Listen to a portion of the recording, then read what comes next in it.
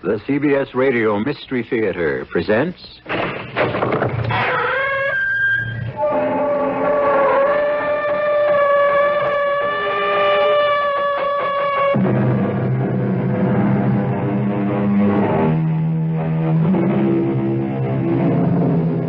Come in.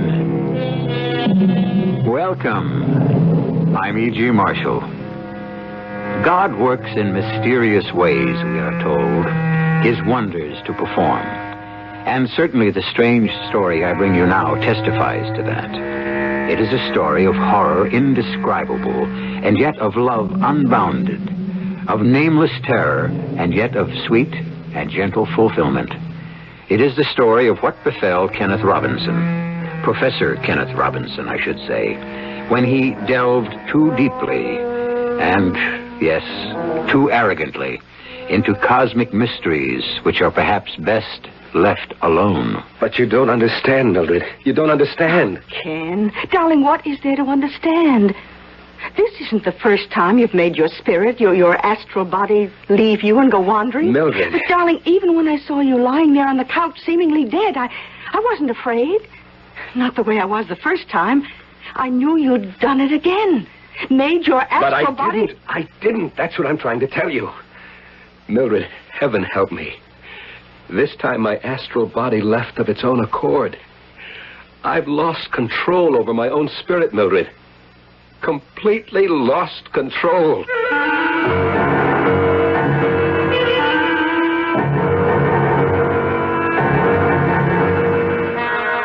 Our mystery drama, Where Angels Fear to Tread, was written especially for the Mystery Theater by George Lothar and stars Michael Tolan.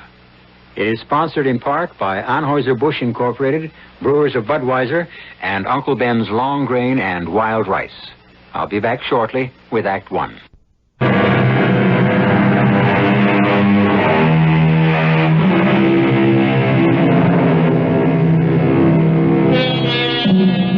Birth, death, the life we live in between. At this very moment, scientists all over our globe are seeking the answers to these mysteries, or the one great mystery it may be. Some there are who say, don't do it. If God in his infinite wisdom had meant us to know the answers, he'd have revealed them. Others are of a different mind. They say the mysteries were put there to be unraveled, the answers found. One who believed this is Kenneth Robinson, professor of parapsychology at Mallory College in New England. One night, not long ago, about 1 o'clock in the morning, in the living room of the Robinson house. Ken, dear, wouldn't you know, fallen asleep on the couch again? Oh, Ken, honey, come on, wake up and come to bed. You can't sleep here on the couch all night. Ken? Oh, no. No, he's not. He can't be. Not dead. No, Mildred. No, I'm not dead. No pulse, no heartbeat. Millie, can't you hear me? I'm not dead. I can see myself on the couch. Ken, darling. See you kneeling beside me crying. But, sweetheart, I'm not dead. I must call Dr. Dutton. Yes, call Junius. Millie, no, don't call Dutton. I'll be all right again in a second or so. Just as soon as my spirit returns to my body. What? Oh. Where? Oh, you're alive. Oh, darling, you're alive. Millie, what's the matter with you? Of course I'm alive. I knocked myself out studying, stretched out on the couch, and fell asleep. That's all. Oh. Or I think that's all. Oh, no, darling, it isn't all. By no means all. Ken, I think you've done it. Done it? I thought you were just asleep. But your body felt cold. I couldn't get a pulse. Wait, it's coming back now. What, darling? What? Okay, give me a minute. Hmm? Yes, I could see you kneeling beside me on the couch. Hear you crying, and I talked to you. I said, "Don't call Dutton. I'm not dead." Oh, Ken. Wait, it's the breakthrough you've been after for years. Maybe. Yes, maybe. Let me try to remember more of what happened. When I stretched out to rest, I started doing the Kapalabhati. Oh, the recharging breath. Yes, to restore my energy. I wanted to study at least for another hour or two. But then, yes, that's when it happened. I can't describe it. There seemed to be a gathering together of some vital force inside me, gathering itself together as if to make a supreme effort of some sort. Millie, it was my Atman, my spirit preparing to leave my body. Oh, Ken. And it did. It gathered itself together in my head, and then it was like a bubble outside my head, but attached to it, like a bubble on a bubble pipe, you know? Oh, yes, And then suddenly, the bubble broke loose, and Millie, there I was, standing beside my own body and looking down as it lay stretched out on the couch. Oh, Ken, it's incredible. No, not really. Now, you've more than proved Dr. Dutton's faith in you when he gave you the chair in parapsychology. Well, what is it? Why the sudden frown? I can't remember where I went or what I did. Oh, what do you mean, dear? My astral body, I have no recollection of where it went. What it did while it was free. Well, did it go somewhere? I'm not sure. I have the feeling it did, but no recollection. I almost know I went somewhere, did something, but it's all a blank. Oh, Ken, you look worried. No, not worried. Curious, that's all. Curious.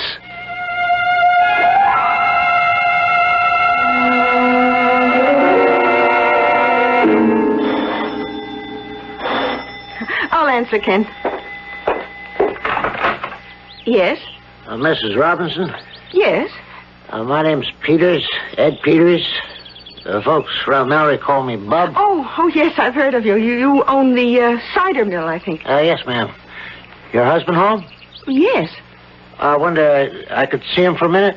Well, I suppose. Yes. Well, come in. Oh, thank you. This way. Oh, Ken, dear, this is Mr. Peters. Bub Peters, he owns the cider mill. Oh, yes, we've met before. I hope you're still keeping our students out of your place, Mr. Peters. Oh, yes. You only had to tell me once that you wanted off limits, and off limits it became. For the students, anyway. Well, what can I do for you, Mr. Peters? I see you alone for a minute? Oh, well... No, Millie. I'm sure anything you have to say can be said in front of my wife, Mr. Peters. Well, it's okay with you. Why shouldn't it be?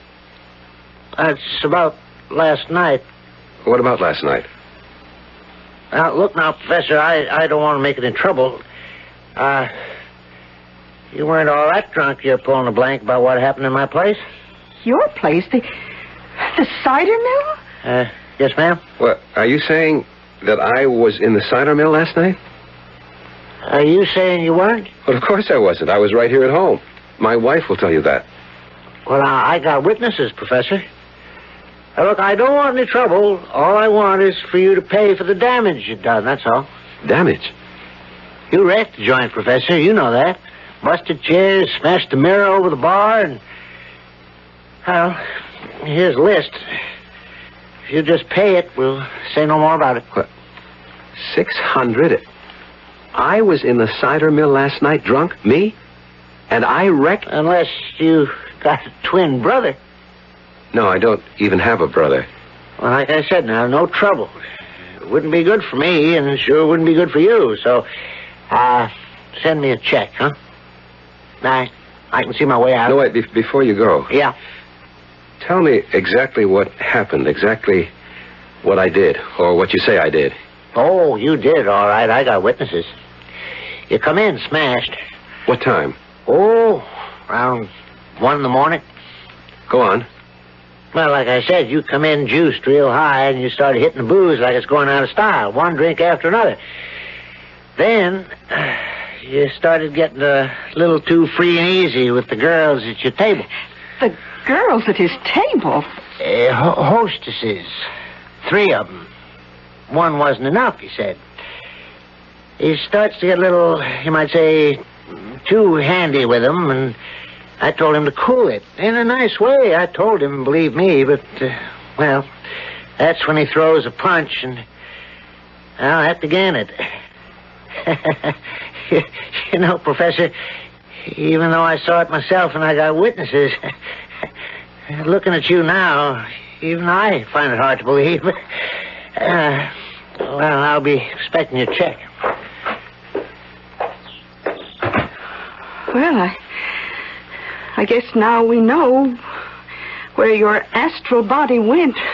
Worse, we know what it did. Yes, Junius, there's the list Peters handed me, the list of damages. Mm-hmm. And you say he has witnesses? Yes. Well, you'd better pay this bill and avoid any further publicity. For yourself and Mallory College. And you'd better stop your experiments in astral projection. You don't really mean that, Junius. I do. You know, I've been against them from the start. Well, if that's so, why did you found a chair in parapsychology and appoint me to fill it? Oh, come on, Ken. You know I had to establish the chair.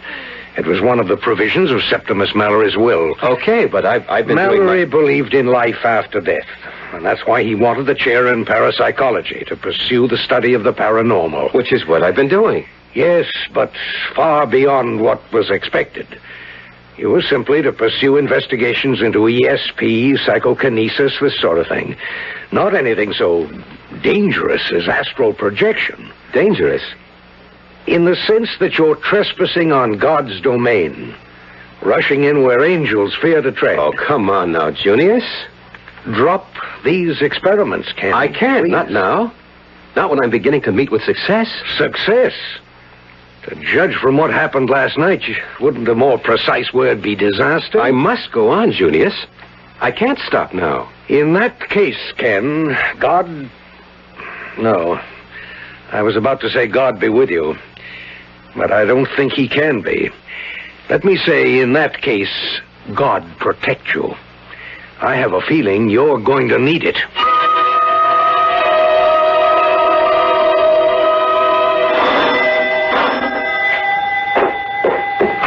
Oh, Junius, thank you for coming straight over. Where is it? On the couch in the living room.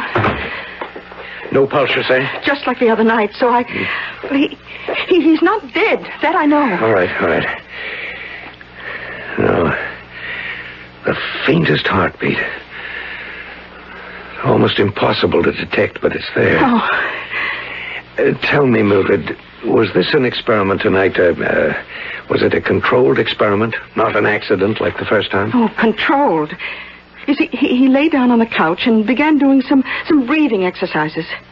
And then his breathing seemed to slow down and finally stop altogether. Uh-huh. I asked him if he was all right, but I got no answer. Then I was about to ask him again when he sighed. It was a sort of long sigh of relief, and somehow I knew that was the moment his astral body had left him. And you called me? Oh, it scares me, Junius. I needed someone with me, someone like you. I keep wondering, where is he? Or it, whatever it is. Junius. Yeah, wait a minute. He's coming around. Oh, Ken. Ken? Oh, Junius. Oh, Ken, darling. Oh, sweetheart, I saw you again. You and Junius. I saw you here with my earthly body stretched on the couch. I heard you talking, everything you said. And this time it seems to me I can almost remember, where I went and what I did. My recall is better, much better than the first time, and I... Yes, Ken? You what? Ken? I can't be sure, but Millie, Junius, What, Ken? What? I think I killed someone. Murdered someone.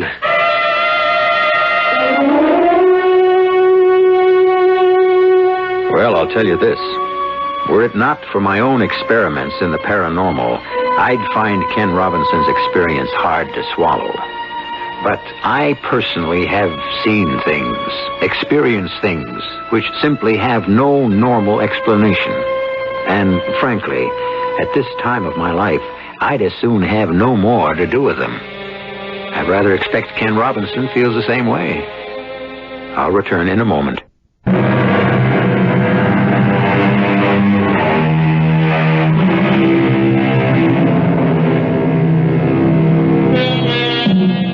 So far as Dr. Junius Dutton of Mallory College is concerned, man had best not rush in where angels fear to tread, which is, of course, what Ken Robinson, professor of parapsychology, has done. By means of extraordinary disciplines, he has at last succeeded in freeing his astral body from its earthly prison. Succeeded to his horror. I think I killed someone. Murdered someone. Ken? Easy, Mildred, easy. Go on, Ken. I can't. What do you mean you can't?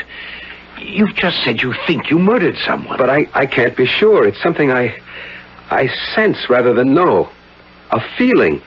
That and no more. But there's got to be more. We've got to know more. I don't follow. If you have killed someone, your astral body or your Atman or whatever you call it, if you did, then we'd better be prepared for whatever lies ahead. Junius, what do you mean? I mean, my dear, if a murder has been done... Oh, no. Ken, try to remember. Try. Ken? No, it's no use. I can't. And maybe I'm wrong. After all, it's just a feeling I have, a hazy feeling. A feeling that could be 100% wrong. Or 100% right. Ken, I'm going to speak frankly. You know I'm your friend and Mildred's. You know, both of you, that there isn't anything I wouldn't do for you. We know, Junius. But there are some things that go beyond friendship, because they must. I carry the responsibility for the college and the people who made it. Ken, if you persist in continuing this dangerous, this disastrous experiment of yours, I shall have no recourse but to ask for your resignation.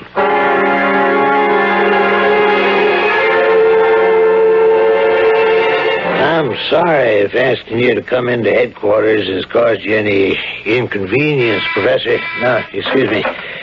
Chief Langner? No. And hold all calls. No inconvenience, Chief, not in the slightest. Professor, everybody likes you. But everybody is kind of puzzled by you. Now, listen, don't get me wrong. I mean, we can talk man to man, huh? Whatever that is, yes. What I mean is, that little wife of yours... Now, don't get me wrong. She's got what every man looks at. You know what I mean? What every man wants. What is it you're getting at? Why did you ask me to come here? Okay. I'll lay it out. How long since you slept with your wife? What business is that of yours? I'll tell you. Funny things happen in this town, things you wouldn't believe, but they happen. Like some men, well, I could mention names, big names in town. They got wives, some of them very attractive, but they, go to Rosie Smith. The town... Yeah. Well, so? You ever go to Rosie Smith? Of course not. Ever? Never. Well, she isn't as bad as all that, Professor. Look, will you please get to the point? Why am I here? Rosie says you tried to kill her.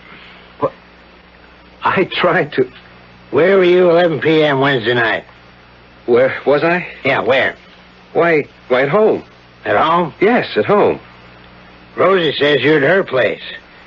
Says she picked you up and took you there. And that you tried to strangle her. In fact, the way we put it all together, you thought you had strangled her and left her for dead. But she pulled out of it at the hospital. I don't know what in the world you're talking about. You were at home Wednesday night at 11, you say? I was at home. Alone? No, my wife was there. Oh. And so was Dean Dutton. Oh? Your wife and Dean Dutton? Yes. 11 p.m. 11 p.m. Well, then, you couldn't have been with Rosie at her place, could you? No, I couldn't.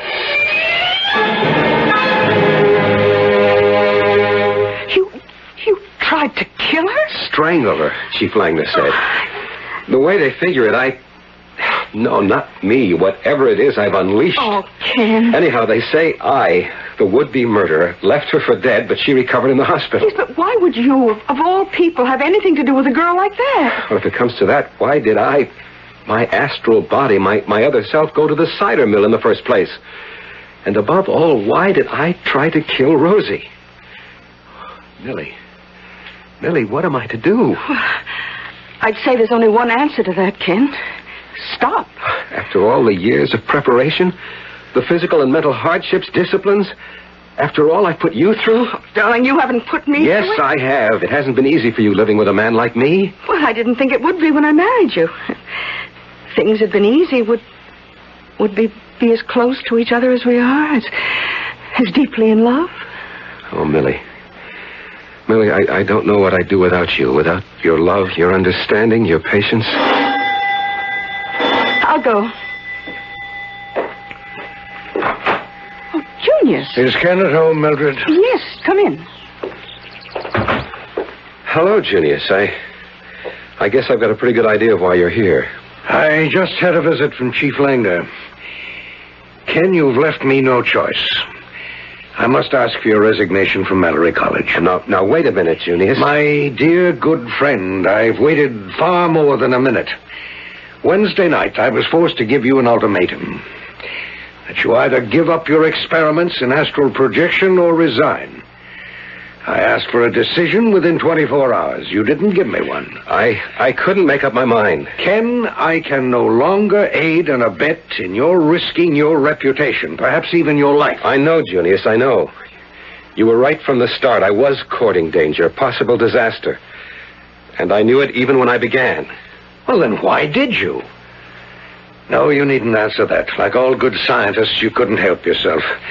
You had to pioneer new routes into paranormal, explore new horizons, whatever the risk to yourself. But others are involved now. I'm afraid so. And I have no right to make them run risks.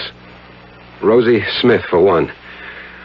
So whether you still want my resignation or not, Junius, I'm giving up the experiment. You'll stop it? Cold. Oh, I can't tell you what a relief this is to me.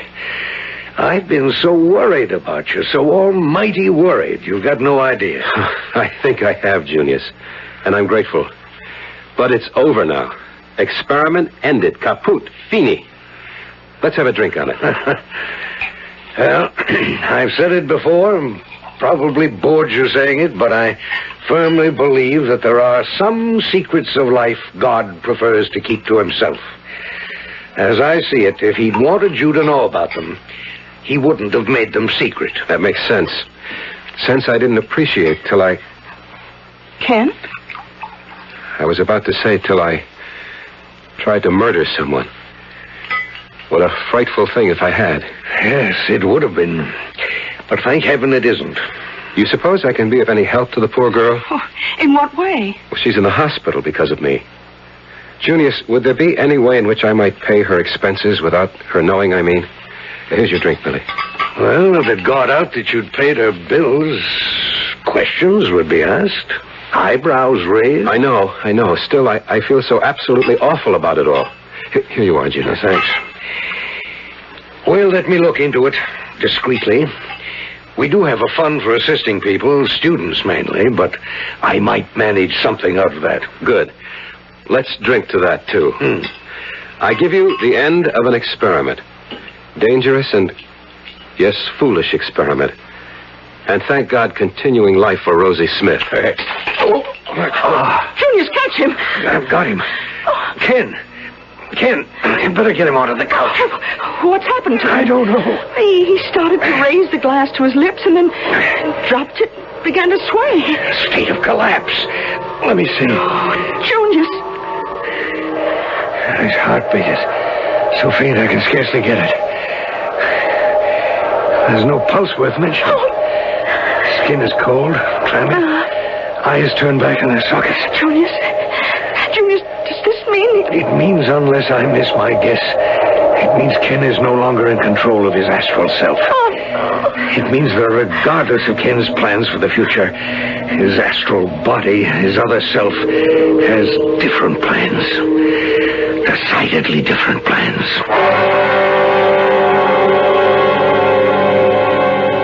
And so it would seem that, like Dr. Henry Jekyll, who, having released the vicious and murderous Edward Hyde, soon found Hyde in control, Professor Ken Robinson has unleashed a powerful and deadly force by tampering with the unknown, by seeking to unlock God's secrets, by rushing in where angels fear to tread.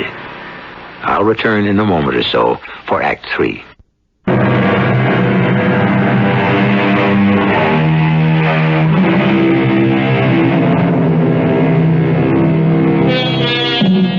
How many of us unwittingly, thoughtlessly, unchain forces within ourselves, which in time, to our astonishment and horror, control us?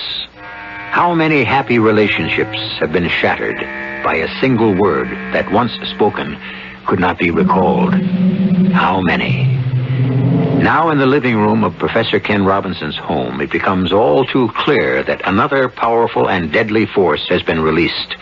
An evil force bent on unholy destruction. Junius, what kind of plans? What? You said, regardless of Ken's plans for the future, his other self has different plans. And I have. Believe me, I have. Junius, look!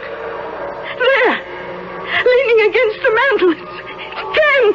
Heaven protect us. His body stretched on the couch, and yet he stands there by the fireplace. That thing on the couch is nothing. My earthly abode, that's all. What you see here is the real me. How is it I see you? I didn't see you before. How do I see you now? If you had any brains, Mildred, you'd be able to figure that out for yourself. You've grown stronger. Each time you've left that body on the couch, your strength has increased. The more power you possess, the clearer your astral image becomes. Bravo! To the head of the class, Dr. Dutton. What plans do you have? What are you going to do? Enjoy myself, that's all. Give full reign, total and complete freedom to every desire, Professor Kenneth Robinson. The well-loved and respected Professor Robinson tried to restrain, to curb, to destroy. Ken, listen to me. Return to your body, to the good influences, the restraint. Straight jacket, not a body. Oh, but I'll return. Don't worry, I'll come back. But not until I've had my fun. What kind of fun? What are you planning to do? You'll find out. You'll find out. Oh, Junius! Heaven help us. What can we do? Nothing. And hope heaven does help us. And him.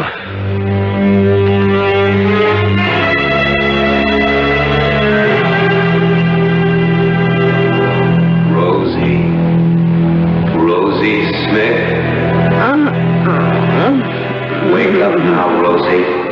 Wake up. Let me. Oh, I'm sleepy. Go away. Wake up when I tell you. Oh. Hey, what the devil are you? You. That's right, Rosie. Kenny boy. The happy plague has returned. How'd you get in here? My door's double locked. Never mind, I don't care how you got in. Just get out. Now, don't get all strung out, Rosie. Don't get strung out after what you did to me last time. You damn near killed me. If at first you don't succeed... What? Try again. No. I wouldn't do that, Rosie. The police will take care of you. They didn't the last time, and they won't. Look, let me alone. I never done you no harm. I just want to play, Rosie. That's all. No. Just some fun and games, Rosie. No.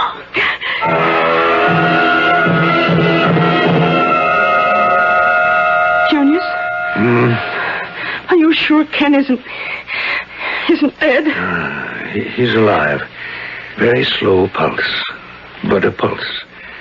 His respiration. Oh, wait. I think he's... Is he coming to? Ken, can you hear me? Of course, I hear you, Junius. Oh, Ken, dearest. Mildred, what's this all about?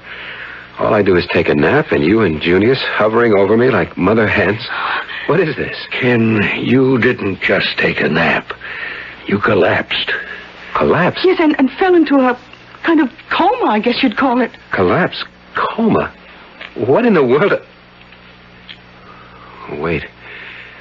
My astral body. Yeah, I'm afraid so, my boy. It suddenly took command of you, I suppose. Oh, no. We actually saw you in two places at once. Here on the couch and there by the fireplace, leaning against the mantel. Good Lord. You even talked to us. Mildred, no. Maybe it's best he doesn't know what he said. I know. You remember what you said? May God in his infinite mercy help me. I do. Oh, Ken. Junius, she's dead. Rosie Smith is dead, and I killed her horribly, cruelly. I killed her. Oh, no. You didn't kill her. A part of you, the same evil in you that's in all of us, but not you. Not the man we know as Professor Kenneth Roberts. I'd like to believe that, but no way. I recall all that happened. I understand all that happened, and I am at fault. 100%. But how can you say... Because of the evil thing I've let loose. I let loose and no one else. And this evil thing is me. Is a part of me. You may say, Junius, I didn't murder Rosie Smith, but I did. Who are you phoning? The police. Chief Langdon. Oh, wait, Ken, wait. Take a moment to think this. There's nothing to be thought out. What's done is done. I'm a murderer. I must give myself up.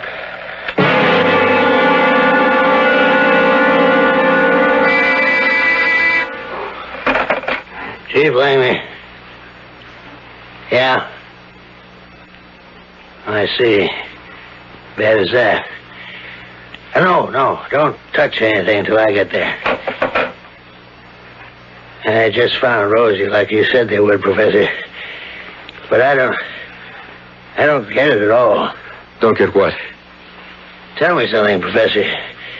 This stuff you teach at Mallory, this, what's called parapsychology. Yeah, well, someone like you, an expert in that field, would you, well, it sounds nutty to me, but would you be able to know about things that were happening or had happened somewhere else? Or like, I mean, if you were at home, could you, well, I don't know, put yourself in some kind of trance or something like that where you could, well, you know, tell that somebody was murdering or had murdered Rosie Smith? Chief, I just told you I murdered Rosie. That's why I'm here. That's why I told you everything I did, where your men would find her body, and the condition of it. I murdered Rosie Smith. What do you mean? You couldn't have. Why not? Look, Professor, a couple days ago, Rosie accused you of trying to strangle her. You came in, we had a talk, and I let you go. But, Professor, I've had a tail on you ever since. Plainclothesman around the clock, watching every move you made, and carefully noting where you were and what you did, Every hour, every minute of the day. I don't think I understand. It is now 20 after 5 in the afternoon. According to the report I got, you were in your house from 1:15 this afternoon till you left it at 4:30 to come directly here. You can't be in two places at once, Professor. Well, I can be. What? How's that again? I can be in two places at once. My body, this me, was in my home, all right.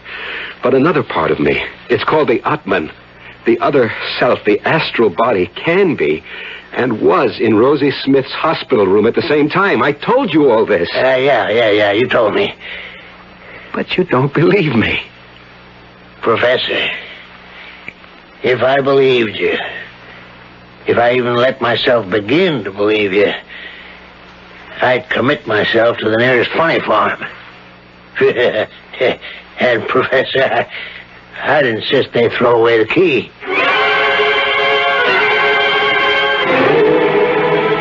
Langner won't believe me, Junius. Ken, let me give you a drink. I don't need a drink. I think you do. Put you in a more rational state. Rational.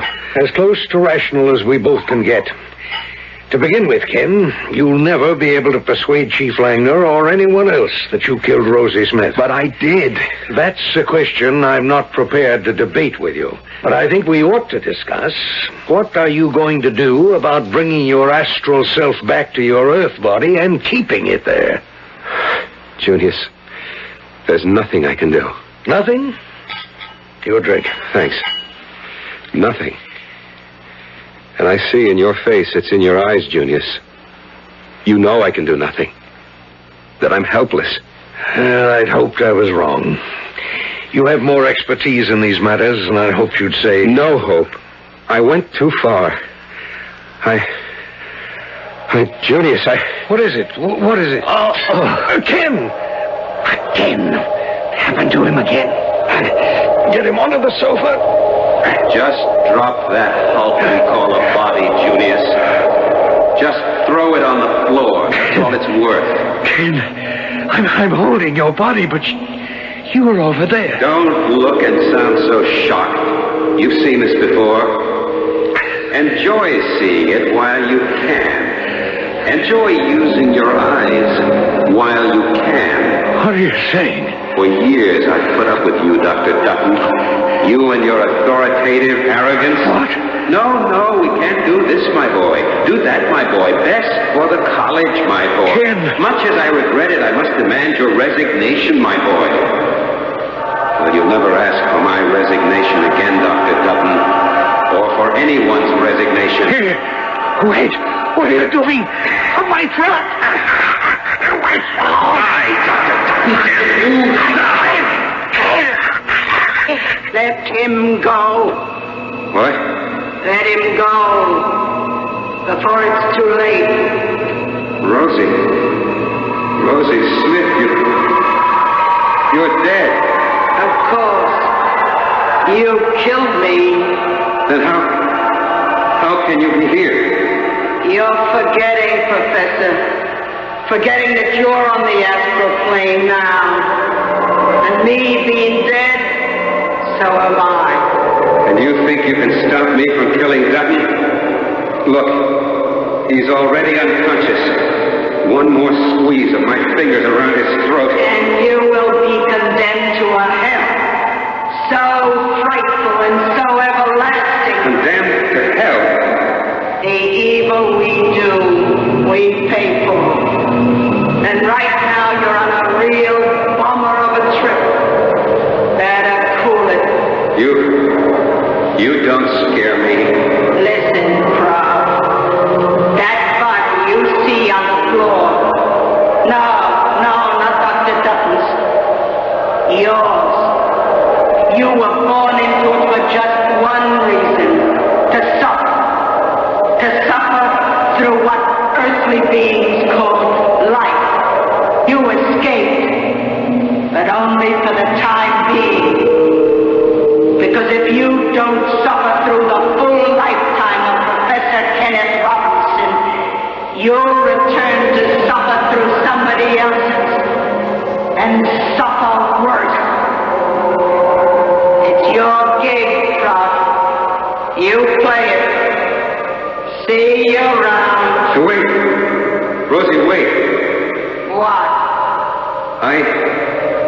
I killed you.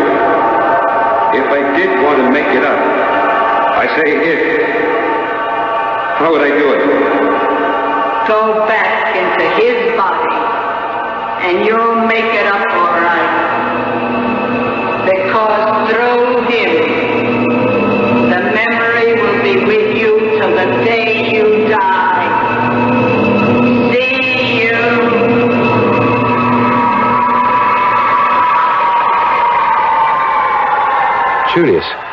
Julius, what are you doing on the floor? What am I doing here? It happened again, and you tried to kill me, Ken. Oh, no, I couldn't have. I could never. Oh, yes. Yes, it's coming back. I'm remembering. I tried to kill you the way I killed Rosie Smith. Here. Ken, this can't go on. Somehow you got to find a way to regain control of your astral self. There must be a way, Ken. There is. I always knew it, but I'd forgotten it because... Well, Junius, I guess I'd forgotten God. There is one way. Always one way. When everything else fails. What? Prayer, Junius. Prayer.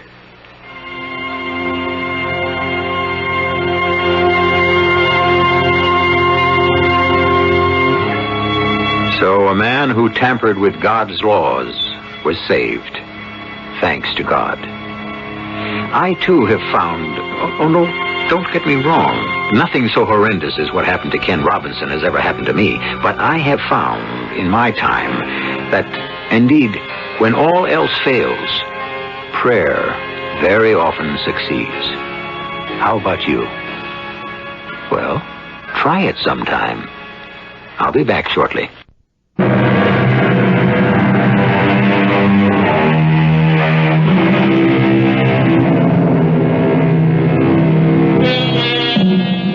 All's well with Kenneth Robinson now, and so with Mildred, too. For years, Ken has stuck very closely to the much safer pursuits of ESP and precognition and all that. And oh yes, they have 2 children now, which, it occurred to me, might be another form of astral projection. But then, what do I know? Our cast included Michael Tolan, Bryna Rayburn, Court Benson, and Robert Dryden. The entire production was under the direction of Himan Brown. And now, a preview of our next tale. Draw the drapes while I light the candles. Now, step within the magic circle with me. Yes. Oh, great Erectho, mother of us all, who crouch in the black shadow of your wings. I conjure the form of the instrument, by Lucifer, Prince of Darkness, by all the stars which rule by the 4 elements, that we may obtain by thee the perfect issue of all our desires, which also we seek to perform without evil, without deception. We are answered. Radio Mystery Theater was sponsored in part by Uncle Ben's Long Grain and Wild Rice and Anheuser-Busch Incorporated, brewers of Budweiser. This is E.G. Marshall inviting you to return to our Mystery Theater for another adventure in the macabre. Until next time, pleasant dreams.